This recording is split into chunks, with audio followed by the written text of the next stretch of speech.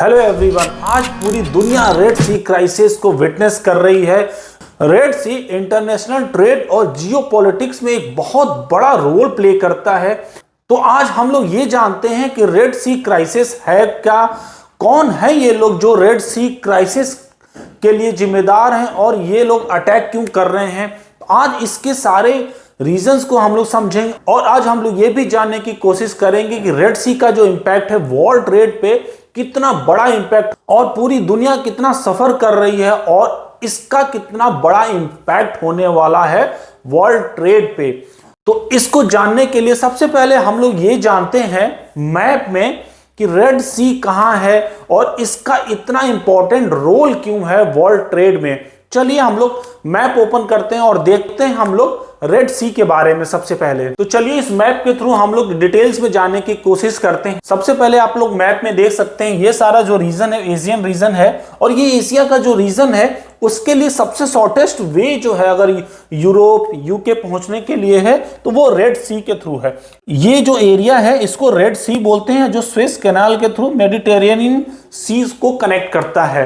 तो रेड सी जो है स्वेज कैनाल के थ्रू कनेक्ट करता है। जो मैन मेड कैनाल है इसके थ्रू सबसे शॉर्टेस्ट वे है जो यूरोप में एंटर कर सकता है और ट्रेड के लिए ये रूट सबसे शॉर्टेस्ट है। अगर हम बात करें एशिया की तो ये जो रूट है वो 12,000 किलोमीटर है और अगर दूसरे वे आउट की बात कर रहे हैं तो ये हो सकता है ये यहां से ऐसे घूमते हुए पूरा अफ्रीकन कंट्री का चक्कर लगाते हुए और हम लोग यहां पे यूरोप में पहुंचे जिसको बोलते हैं केप ऑफ गुड होप। और ये जो डिस्टेंस है वो ऑलमोस्ट 60% ज्यादा है। मतलब अगर नॉर्मल अगर 12,000 है तो ये अराउंड 19,000 है, मतलब 7,000 किलोमीटर ज्यादा है। और ऑलमोस्ट 7,000 किलोमीटर मतलब किसी शिप को ऑलमोस्ट 2 वीक्स ज्यादा टाइम लगेगा ट्रैवल करने में। तो रीजन क्या है कि यहाँ पे क्यों ऐसा क्राइसिस हो गया रेड सी में।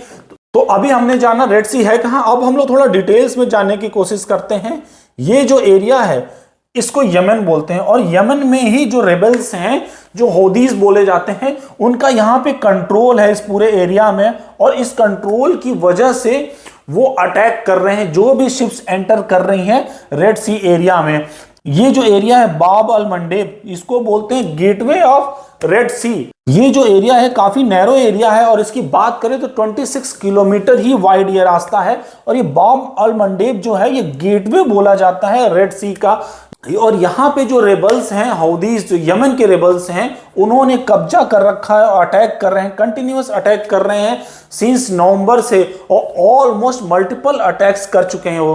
अब ये जो सिचुएशन है रेड सी के यहाँ पे अब जो शिपिंग कंपनीज हैं अब वो अवॉइड कर रहे हैं ये एंटर करने में क्योंकि अब ये टेक्निकल बोल सकते हैं कि red sea is at war. अब ये वॉर पे कन्वर्ट हो गया है और यहाँ पे डेली मल्टीपल अटैक्स कर रहे हैं।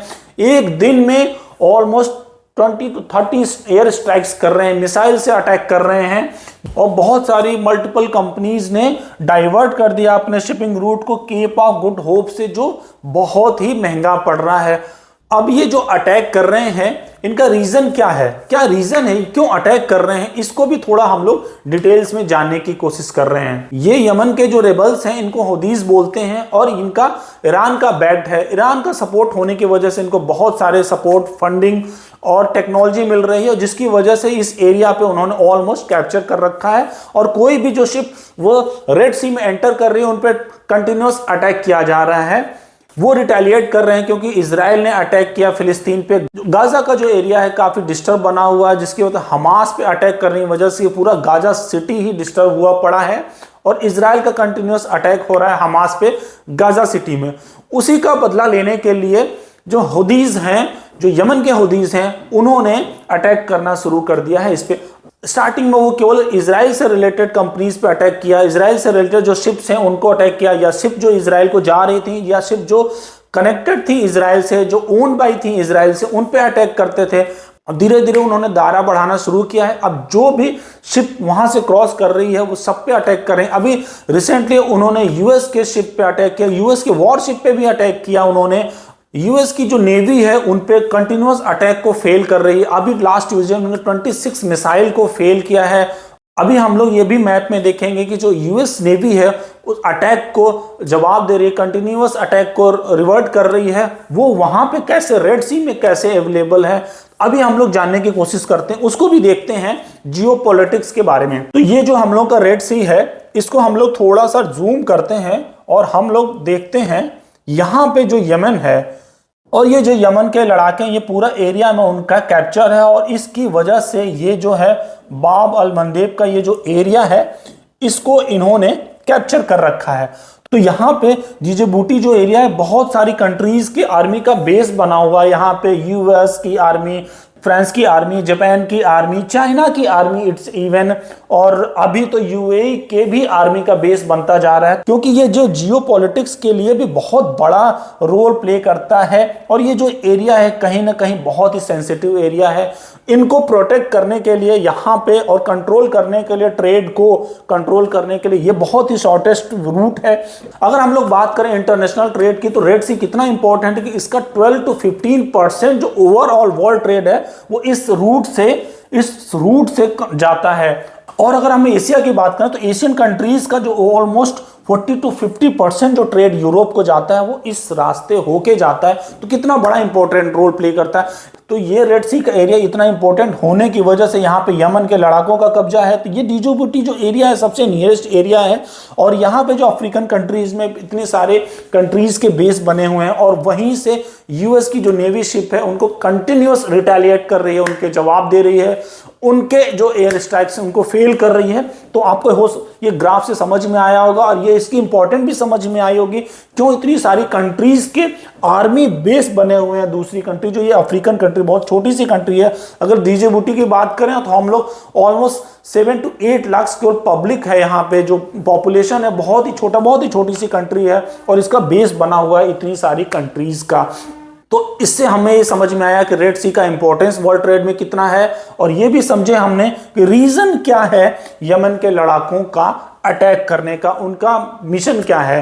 अब हम लोग समझते हैं कि रेड सी के अटैक का इंपैक्ट क्या होने वाला है आने वाले टाइम में। जैसा कि हमने डिस्कस किया, वर्ल्ड का 12 to 15% जो ट्रेड होता है वो रेड सी के थ्रू क्रॉस करता है, और एशिया का अगर हम बात करें 40 to 50% यूरोप का जो ट्रेड जाता है वो इसी रेड सी के थ्रू जाता है। तो अगर ये रास्ता ब्लॉक होता है, जो लास्ट 3 महीने से ये डिस्प्यूट चल रहा है, और अब ऑलमोस्ट ये वॉर सिचुएशन में आ गया, ये इतना क्राइसिस इतना बढ़ गया है कि जो फ्रेट के जो चार्जेस हैं, जो कंटेनर के चार्जेस हैं, जो फ्रेट के आने जाने के गुड्स के चार्जेस हैं, वो ऑलमोस्ट डबल हो चुके हैं।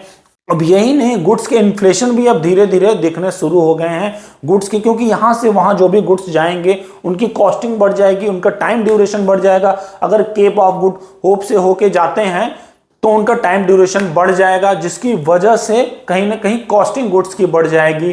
पास्ट में स्वेज कनाल 6 दिन के लिए ब्लॉक हुआ था, जहां पे शिप फंस गई थी, और वो जो 6 दिन में ऑलमोस्ट पर डे $9 बिलियन का ट्रेड हॉल्ट हुआ था। मतलब 6 डेज में अराउंड $54 बिलियन का ट्रेड डिसरप्ट हुआ था। तो ये समझ सकते हैं कि 6 दिन में इतना बुरा हाल हुआ था, और अभी तो ये पीरियड पता नहीं कब सॉल्व होने वाला है।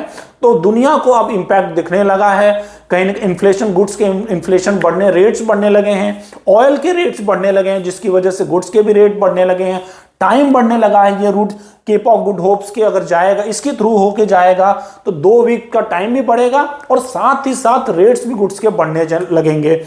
तो जब भी गुड्स की कॉस्टिंग इंक्रीज होगी तो उसका प्राइस भी इंक्रीज होने वाला है, और ये कहीं ना कहीं एशियन कंट्री इसमें सबसे ज़्यादा सफ़र करने वाली हैं। होप बहुत सारी जो इंटरनेशनल कंट्रीज हैं इंक्लूडिंग यूएन है वो इसको जल्दी से जल्दी रिजॉल्व कर देंगे। अदरवाइज आने वाले टाइम में क्राइसिस और भी डीपेंड होने वाला है, और जो ईरान है कहीं ना कहीं बहुत स्ट्रांगली सपोर्ट कर रहा है इसको, और धीरे धीरे ये पूरे वर्ल्ड ट्रेड को चपेट में ले लेगा, और फाइनली सारी कंट्रीज इसको फेस करने वाली हैं। होप ये हमारा जो डेप्थ वीडियो रेड क्राइसिस पे आपको पसंद आया होगा। अगर आपको अच्छा लगे तो प्लीज़ लाइक करते रहिए, सब्सक्राइब करते रहिए। Thank you everyone.